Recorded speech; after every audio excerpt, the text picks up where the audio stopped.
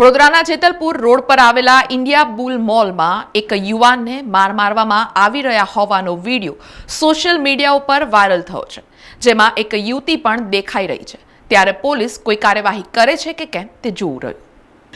વડોદરાના જેતલપુર રોડ પર આવેલા ઇન્ડિયા બુલ મોલની એક ઓફિસમાં જે રીતે એક યુવકને પાઇપોથી ફટકારવામાં આવ્યો તે ઘટનાએ શહેરની સુરક્ષા વ્યવસ્થા સામે મોટા સવાલો ઊભા કર્યા છે। આ માત્ર મારામારી નથી, પણ કાયદાના શાસનનો સરેઆમ ફિયાસ્કો છે। જાહેરમાં નિર્દયતાથી માર મારીને વિડીયો વાયરલ કરવો એ દર્શાવે છે કે ગુનેગારોના મનમાં પોલીસ કે સજાનો કોઈ જ ડર બાકી રહ્યો નથી। મોલ જેવા સાર્વજનિક સ્થળો જ્યાં પરિવારો આવતા હોય ત્યાં આવી તાલિબાની સજા આપવી એ સાબિત કરે છે કે અસામાજિક તત્વોએ શહેર ઉપર કબજો જમાવી લીધો છે।